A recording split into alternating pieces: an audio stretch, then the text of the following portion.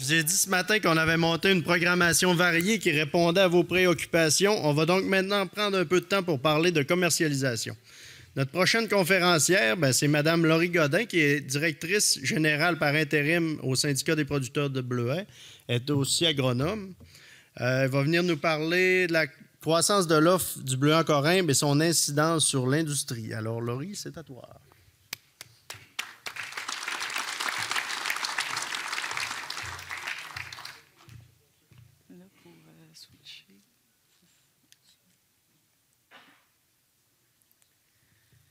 Bien, bonjour. J'ai comme l'impression que le quiz a réveillé les tannants dans la classe. Il y a un peu plus de chuchotage. Pierre-Olivier m'a présenté, Laurie Godin, je suis agroéconomiste et directrice générale en intérim au syndicat des producteurs de bleuets du Québec. Je suis venue vous parler de la croissance de l'offre dans le bleuet en Corymbe, puis de l'incidence que ça a sur l'industrie du bleuet sauvage.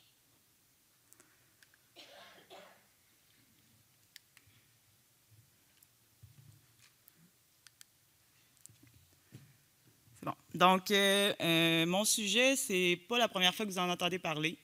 La production de bleuets cultivés, l'impact que ça a sur le marché des bleuets sauvages, c'est quelque chose que vous entendez fréquemment dans les présentations qui concernent le marché des bleuets.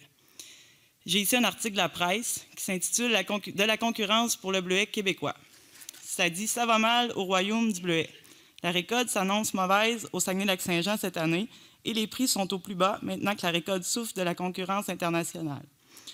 Depuis quelques années, des pays comme le Chili et l'Argentine se sont lancés dans la culture de bleuets, un fruit maintenant largement reconnu pour ses propriétés antioxydantes. » Cet article-là date de juillet 2010. Donc, ça fait longtemps que vous en entendez parler.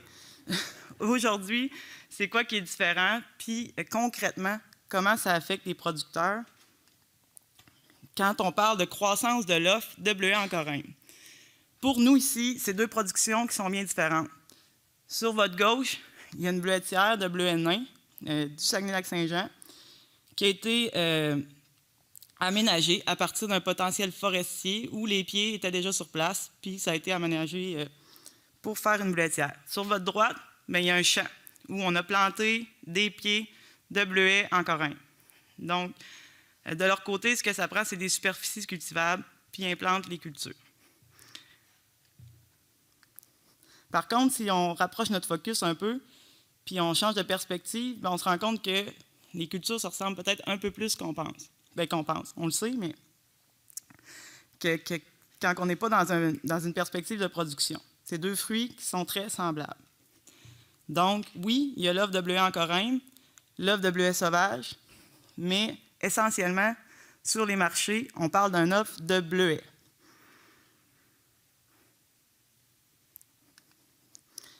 J'ai un graphique ici qui a été produit par IBO, l'Organisation internationale des bleuets. Ce n'est pas précisément les chiffres que je veux qu'on regarde, mais la tendance qu'il y a sur le graphique. Puis, vous montrer qu'au début du graphique, en 2010, au moment de l'article que je vous ai présenté, la production était relativement basse. Par rapport à aujourd'hui, ça a plus que... c'est x5, plus que ça, même la production mondiale de bleuets en Corymbe depuis ce temps-là. Puis, on remarque qu'au milieu des années 2010, ça a explosé, puis que l'augmentation a été exponentielle. Les trois lignes, la verte en bas, c'est le congelé.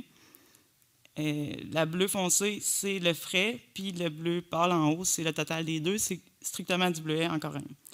Donc, au début, oui, il y a des volumes de bleuets cultivés qui sont destinés au marché frais entièrement. Puis, les années de surproduction, ces joueurs-là viennent écouler, congèlent, puis viennent écouler sur le marché de la congélation. Ce qui peut créer une concurrence avec le bleuet sauvage dans certains marchés. Ensuite de ça, la croissance, elle augmente. Puis eux, ils ont une stratégie promotionnelle qui vient avec ça pour faire augmenter la consommation de bleuets. Mais on s'attaque encore au marché frais. Malgré ça, il y a toujours un côté comme un pendant de ça qui est l'augmentation des volumes qui sont produits pour le marché de la congélation. Quand on arrive à la fin, 2022, puis là, la tendance 2023-2024, ça continue aussi. l'industrie des bleuets en Corinthe, qui ont vraiment travaillé sur la pénétration du marché frais, commence à observer des indices de saturation de marché. Par contre, mais leur production continue de croître.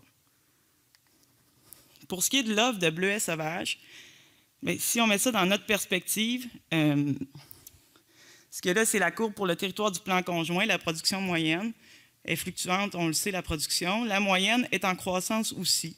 Dans les 10 dernières années, ça a pratiquement doublé. Donc, à notre échelle, ça c'est, puis la tendance québécoise, c'est la même, là. La production augmente, les volumes augmentent. C'est un enjeu. Par contre, si je reprends une diapo, là, je vais avoir l'image grossie tantôt, c'est pour dire c'est Forêt-Lavoie, c'est Gilbert à la présentation de novembre là, qui nous a présenté ça. Je reprends son image. C'est flou, mais c'est pas grave, c'est la tendance qui nous intéresse. Là. La ligne bleue en bas, c'est les bleuets cultivés. La ligne mauve, les bleuets en Corinthe. Pardon, j'ai dit cultivé, c'est sauvage. La ligne bleue en bas, mauve en Corinthe, verte, c'est la somme des deux. Donc, dans une perspective mondiale, globalement, notre offre, elle est relativement constante.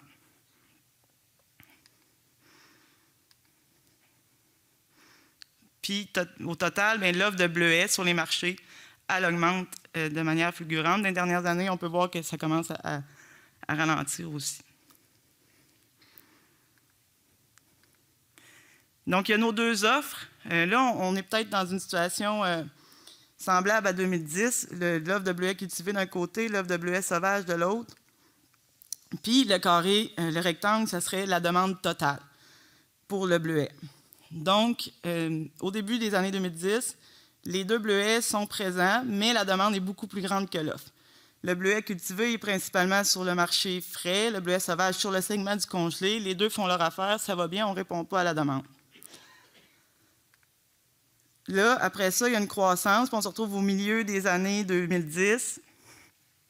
On constate que l'offre de bleuets cultivés a augmenté, puis là, on arrive à une situation où la croissance de l'offre vient au coude à coude avec le bleuet sauvage. Il y a de plus en plus de bleuets cultivés qui se retrouvent sur le marché du bleuet congelé. Puis là, ça commence à jouer dans les plates-bandes, puis les années de surproduction, dépendamment de où notre production se situe, nous, bien, il y a des impacts sur le marché des bleuets sauvages, qui est le segment de la congélation.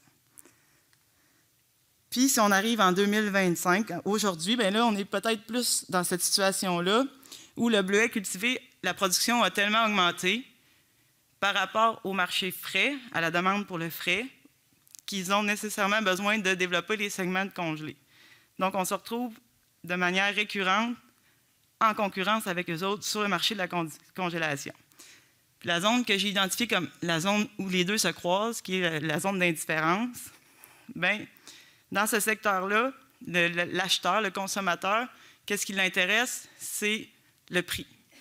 Il est indifférent au produit. Pour lui, c'est la même chose, mais il va prendre le moins cher. Donc, ce marché-là, c'est un marché qui est rendu une réalité pour le bleuet sauvage. Le constat, c'est que l'offre totale, elle augmente plus vite que la demande, puis que la proportion de bleuets sauvages qui la composent diminue. Nos parts de marché diminuent. C'est ça que ça dit.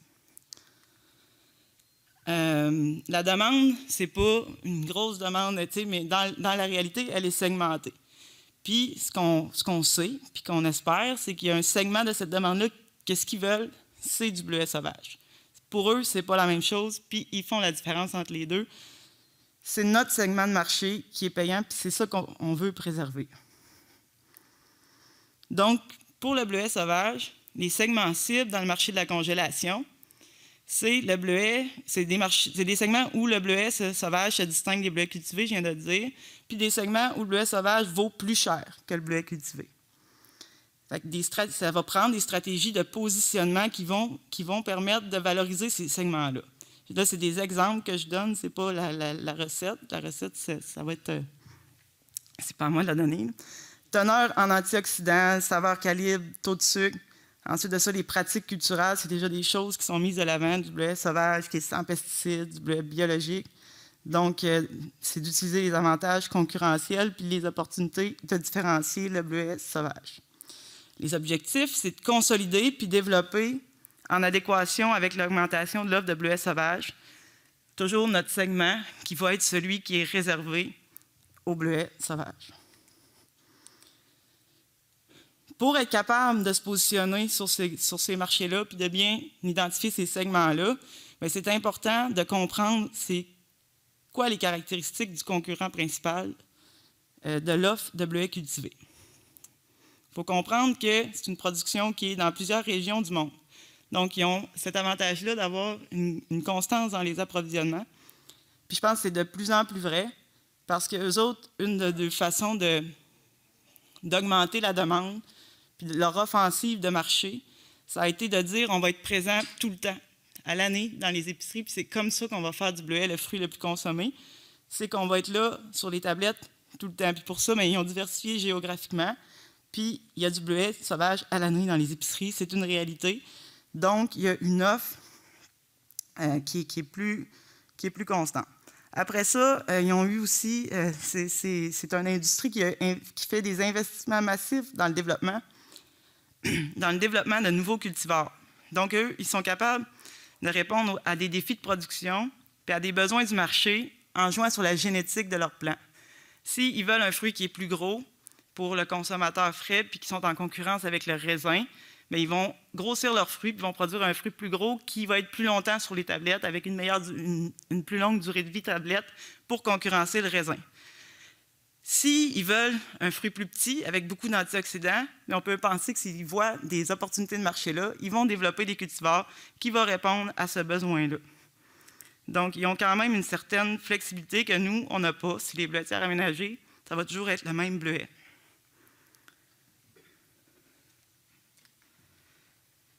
Après ça, c'est aussi une offre qui est organisée mondialement. C'est un secteur qui a beaucoup d'organisations. Merci. Le IBO, qui est l'Organisation internationale du bleuet. Après ça, en haut, c'est les logos là, des organisations américaines, le North American Blueberry Council, puis le US iBush, qui sont les organisations qui représentent les producteurs d'Amérique du Nord puis des États-Unis. Donc, ce que je veux montrer avec ça, c'est simplement que il y a des organisations qui représentent les producteurs, qui les informent de l'offre, puis qui leur donnent aussi l'opportunité de communiquer, d'échanger entre les acteurs. Chaque pays, par exemple, au sommet du NEBC, va se lever, va donner sa récolte annuelle, puis quand est-ce qu'ils pensent arriver sur les marchés. Parce que sur le marché du frais, quand ils arrivent en concurrence les uns avec les autres, c'est là que les autres se retrouvent avec des surplus. Donc, ils communiquent leurs données comme ça entre eux. C'est un secteur aussi qui est grandement coordonné. Il y a beaucoup de joueurs. Par contre, comme je viens de le dire, là, ils se parlent beaucoup. Puis, la production américaine est intégrée aussi là, dans la distribution.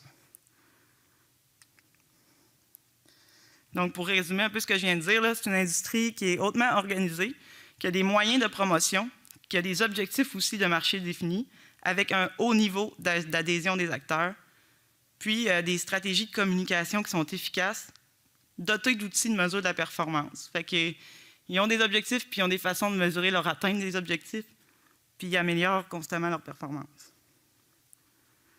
Dans les années de 2020 environ à aujourd'hui, leur stratégie, je l'ai un peu expliqué déjà, c'est la pénétration du marché de la consommation.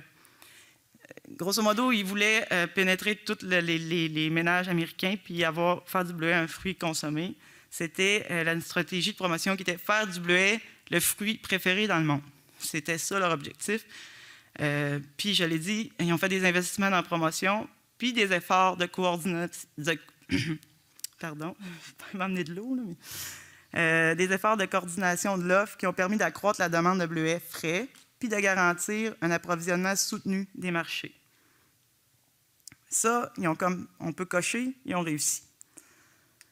Maintenant, par contre, ils font un constat qui est la demande augmente plus vite que l'offre. L'inverse, pardon. Avec l'augmentation rapide de la production, l'offre augmente plus vite que la demande. Donc ça, nécessairement, pour eux autres, ça veut dire, même chose dans le bleuet sauvage, on s'en va vers une baisse de prix. Face à ça, qu'est-ce qu'on fait? Il y a plusieurs options possibles. Une, c'est le statu quo. On ne fait rien, puis on attend de voir comment ça va se passer. Ce n'est pas nécessairement une solution, mais ça fait partie quand même des options. Ça, c'est une présentation qui a été faite là, par le directeur du US iBush au sommet de NEBC. Il dit aussi qu'on peut travailler sur nos coûts de production. Si le prix est pour baisser, il faut produire pour moins cher. Comme ça, on va rester concurrentiel. Par contre, c'est des solutions qui sont court terme et qui ne permettent pas non plus de maintenir les marges à long terme, donc qui ne permettront pas de soutenir la croissance. Parce que si leur plan de 2020 à 2025, c'est peut-être 2019-2024, les années exactes, je ne sais pas, mais leur dernier plan, c'était d'augmenter la demande. Maintenant, leur plan, c'est comment pouvons-nous continuer de croître. Puis la troisième option, qui apparaît comme une solution, c'est d'investir dans la demande. Fait que pour ça, eux autres, ils veulent caractériser la demande potentielle, les segments de marché qui sont payants pour eux autres et qui sont intéressants, comme j'ai parlé tantôt. Ensuite, faire de la promotion pour aller chercher ces segments-là, puis développer des nouveaux marchés d'exportation. Puis pour eux autres, le développement de nouveaux marchés d'exportation, puis ici, entre autres l'Europe, la solution à ça, c'est de congeler. Fait que ça fait partie de leur stratégie de croissance. La congélation, c'est un des premiers éléments qui apparaît dans leur stratégie de croissance.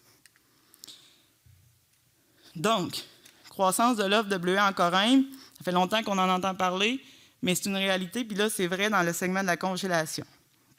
Ça implique une présence accrue et récurrente sur le marché des bleuets congelés. Pour nous, c'est une pression constante sur les prix, un positionnement de marché aussi qui est de plus en plus challengé par cette industrie-là avec ses caractéristiques. Mais j'espère qu'il y a des possibilités de bénéficier des efforts promotionnels parce que c'est une grosse machine qui va parler du bleuet. Partout où ils veulent vendre, ils vont parler de bleuet. Donc, il va y avoir des questions par rapport à ça à se poser en filière. Je viens de le dire. Est-ce qu'il peut y avoir des opportunités? Après ça, comment on va s'y prendre pour consolider les segments de marché des bleuets sauvages congelés? Puis quelle stratégie aussi pour l'augmentation des volumes québécois? C'est des exemples de questions, ce n'est pas exhaustif, mais il y a des choses à se poser tout le monde ensemble en filière.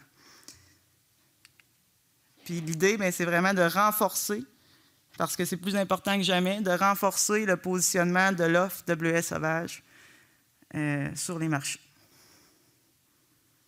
Merci.